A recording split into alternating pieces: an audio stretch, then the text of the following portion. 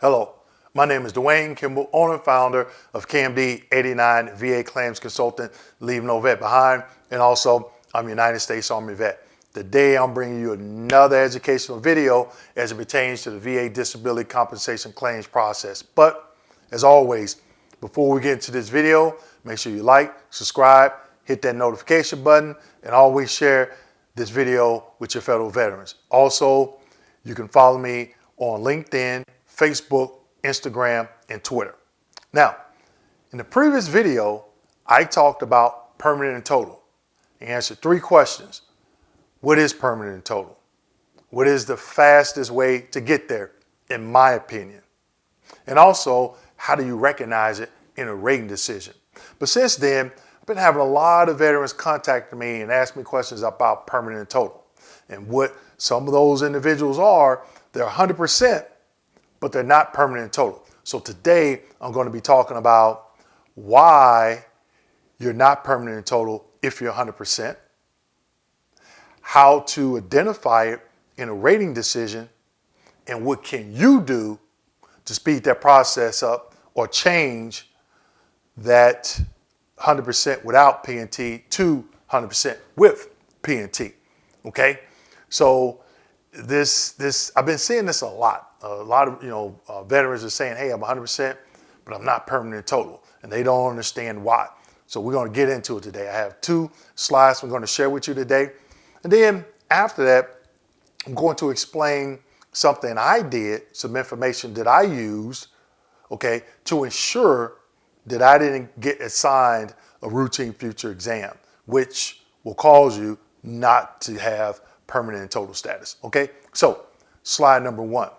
As you can see, here is slide number 1. It's the M21 reference, and as in all of my references, or 38 CFRs, I highlight certain things in red. Okay, so I'm not going to go through the entire M21, but also go out and do your own research, because sometimes I don't copy the entire M21 reference. Okay, so this particular M21 reference, when not to schedule review examinations. So you're 100%, but you don't have permanent and total. This is why, because an adjudicator has assigned an RFE, routine future exams. I did a previous video on that, and I'm going to link that video to the end of this video. Okay, so routine future exam, when not to schedule it. Okay, now I only have a couple things highlighted in red, but there's more bullet comments, but we're only going to talk about a couple of these. Okay, the first one, the disability is permanent in character and of such nature that there is no likelihood of improvement. Okay, so a doctor says that your condition is permanent.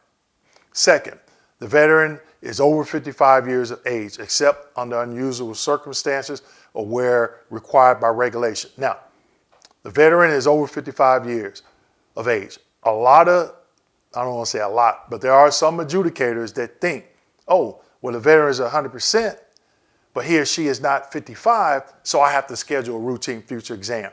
That is not the way this reads. Okay, it says the veteran is over 55 years of age. That doesn't mean that the veteran is under 55 years of age, but some adjudicators interpret it that way, and they're interpreting it wrong. Okay, now in parentheses, it says except under unusual circumstances.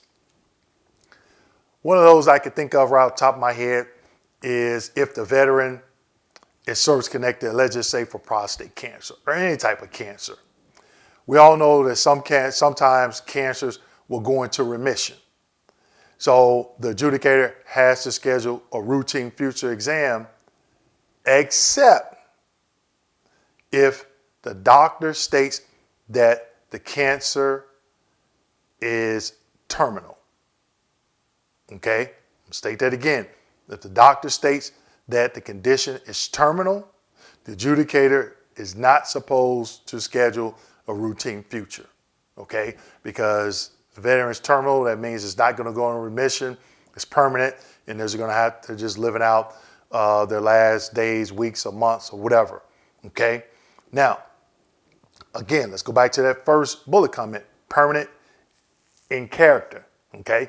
Now, this is something that I did with my claim. When I had DBQs done, I made sure I asked the doctor, do you believe that this condition is permanent? And he or she marked yes, and they put that on the DBQ. And one thing that I was looking for when I received a rating decision, I wanted to ensure that they did not schedule a routine future. So if you get a rating decision, how do you know or where to go in that rating decision to see if you've been scheduled a routine future? Okay, slide number 2. Here in slide number 2, you can see I just put together a John Doe mock partial rating decision. But if you go to the section where it says reason for decision, this is the narrative section, okay?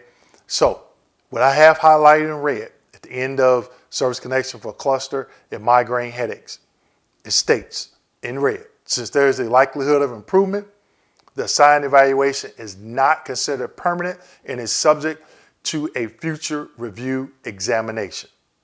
Now, that means you have an RFE, a routine future exam.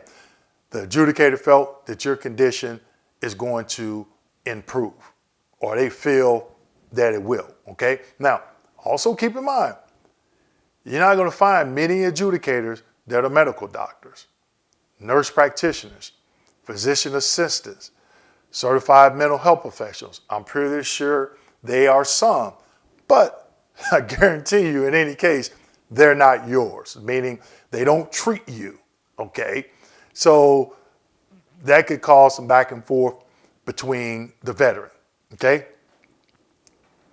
So now, we just had a chance to go over those 2 slides. You're 100%, but you're not permanent total. Why? Because you have a routine future exam.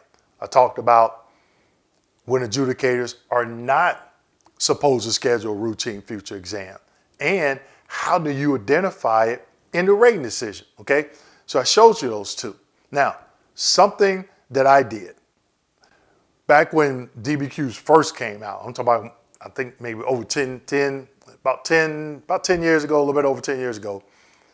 One thing that I did when I started using DBQs, I always asked the doctor, do you feel that my condition is permanent? And he or she said yes. And I asked him, can you notate that in the remarks section of my DBQ? Not a problem, because I knew that there was some adjudicators interpreting that second bullet comment, if veterans are 55 or older. I wasn't 55 at the time, still not. But at the time when I first started my rating or started using these DBQs, I wasn't 55. And I didn't want them to, I knew some adjudicators were interpreting that M21 reference wrong.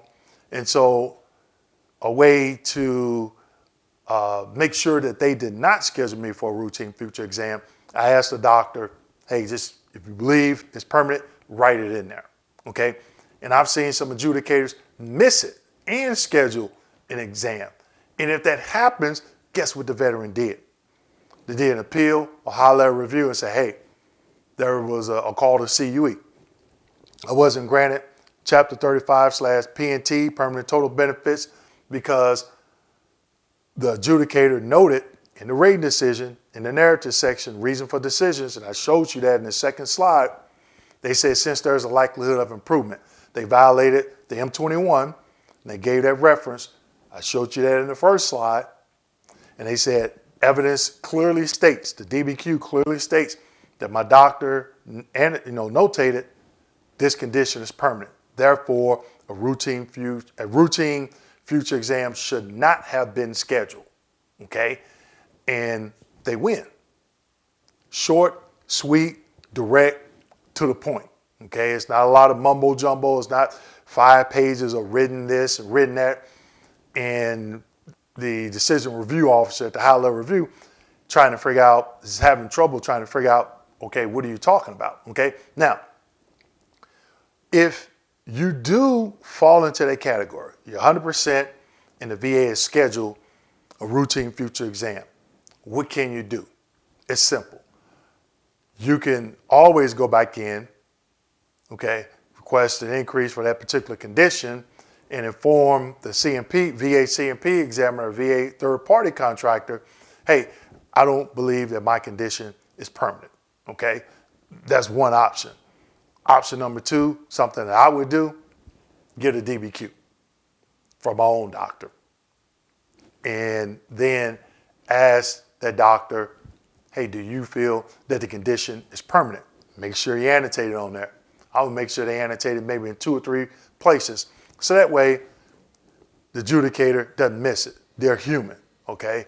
They're looking at a lot of paperwork. Sometimes they may miss it, okay? But if it's in there at least 2 or 3 times, they should catch it, okay? So that way, you don't have to wait if they schedule it for 24 months, if they schedule it for 60 months. Because what that can mean for you is in some states, especially if you're looking at a state benefit, some states, they want to see that P&T, okay? And even if you have dependents in school, if you get that summary benefit letter that says permanent total, no, the dependents may not be entitled to those Chapter 35 benefits for those 24 months or 60 months, and whenever they have that routine future assigned.